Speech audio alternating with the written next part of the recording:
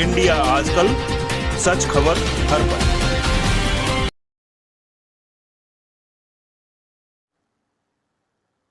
Hello दोस्तों, नमस्कार।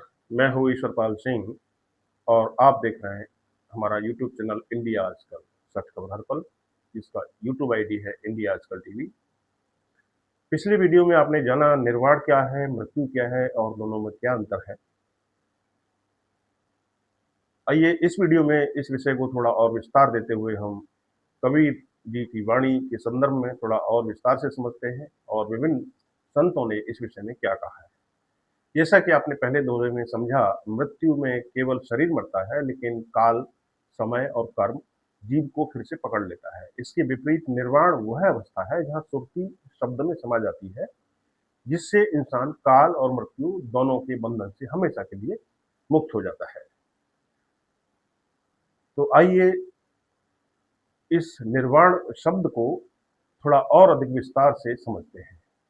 निर्वाण का सामान्य अर्थ है पुनः स्मरण, सुमिरन या सिमरन। निर्वाण शब्द का शाब्दिक अर्थ है बुझ जाना या ठंडा हो जाना।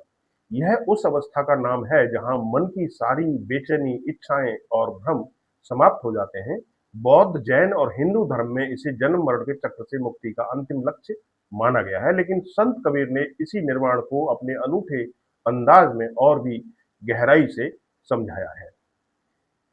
कबीर की वाणी का शाब्दिक अनुवाद, पंक्ति दर पंक्ति। आइए पहले इस दोहे की हर पंक्ति का सीधा हिंदी अनुवाद समझते हैं। पंक्ति नंबर 1, जाप मरे अजपा मरे, अनहद भी मर जाए। अर्थ, जप मंत्रों का उच्चारण मर जाए, बिना जप का भाव अजपा भी मर जाए, और अनहद बिना आघात की नाद यानी अनंत ध्वनि भी मर जाए। पंक्ति 2, सुरती समानी शब्द में ताको कालन खाए। अर्थ, जब साधक की चेतना सुरती उस मूल शब्द ब्रह्म या नाद में पूरी तरह लीन हो जाती है तो उसे काल यानी मृत्यु या समय का चक्र भी नहीं खा सकता, यानी वह सच्चे निर्वाण को प्राप्त हो जाता है। कबीर के इस दोहे का गहरा आध्यात्मिक अर्थ सरल हिंदी में, यह दोहा निर्वाण की उस परम अवस्था को बताता है जहां साधना के सारे साधन भी खत्म हो जाते हैं। आइए इसे 3 स्तरों पर समझते हैं। नंबर 1, जाप मरे, जप का मर जाना। प्रारंभ में साधक मंत्रों का जप करता है, यह साधना की पहली सीढ़ी है, लेकिन जब साधक इतना पक्का हो जाता है कि उसे बार बार गला माला फेरने की या मुंह से मंत्र से बोलने की जरूरत नहीं रहती है, तब यह बाहरी जाप मर जाता है, यानी साधक के मन से जप करना सीख लिया।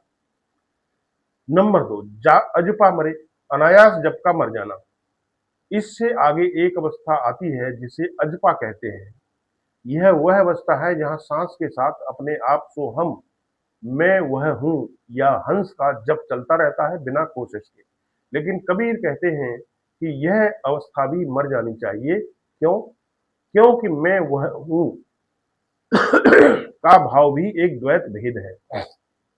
एक मैं है और एक वह परमात्मा है। निर्वाण के लिए यह अहम भी मिट जाना चाहिए। नंबर 3, अनहद भी मर जाए। अनहद नाद का मर जाना, यह सबसे बड़ी गहरी बात है। अनहद वह दिव्य ध्वनि है जो योगियों को ध्यान में सुनाई देती है, बिना किसी वाद्य यंत्र के आघात से उत्पन्न होने वाली अनंत नाद। कबीर कहते हैं कि यह अनहद ध्वनि भी मर जानी चाहिए, क्योंकि जब तक आप अनहद को सुन रहे हैं तब तक सुनने वाला आप और एक सुनी जाने वाली ध्वनि अनहद के बीच दूरी बनी हुई है।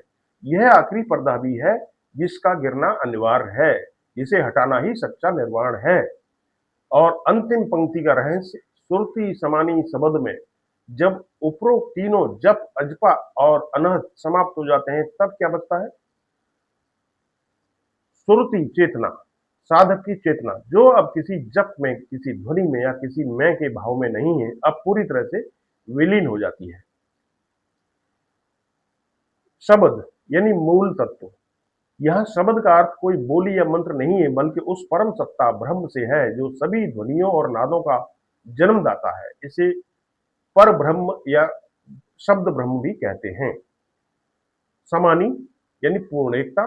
जब सुरती चेतना उस मूल शब्द में इस तरह समा जाती है कि कोई भेद बचता ही नहीं, न सुनने वाला, न सुनने की क्रिया, न सुनी जाने वाली ध्वनि, यही सच्ची समाधि और सच्चा निर्वाण है। अंतिम परिणाम, ताको कालन खाए। अब काल का क्या अर्थ है? यह काल का मतलब केवल मृत्यु नहीं है, बल्कि समय का चक्र भी है। जन्म, बुढ़ापा, मृत्यु और पुनः जन्म, यह सब समय का चक्र है। तो यह इससे भी वह चेतना आगे निकल जाती है। काल क्यों नहीं खाता? काल केवल उसी को खाता है या समाप्त करता है जिसमें कोई रूप, कोई नाम, कोई पहचान या कोई अलग अस्तित्व बचा हो। जब साधक की चेतना उस परम शब्द में इतनी विलीन हो जाती है कि मैं शेष ही नहीं रहता, तो काल के पास पकड़ने के लिए कुछ भी नहीं बचता है। यही वह अमर अवस्था है जिसे असली निर्वाण कहते हैं। इस कबीर वाणी का निर्वाण से संबंध।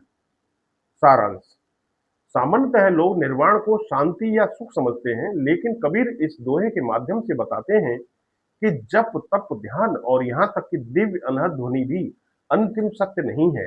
ये सिर्फ सीढ़ियां हैं।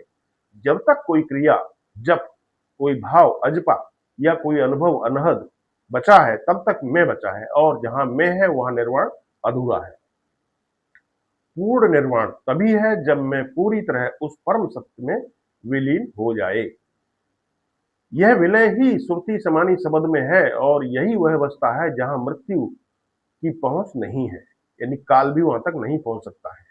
यह कबीर का अद्भुत संदेश है कि निर्वाण कोई वस्तु नहीं है जो मिलती है, बल्कि यह स्वयं का मिट जाना है, अहंकार का मिट जाना है, जिसके बाद केवल शाश्वत शांति ही शेष बचती है।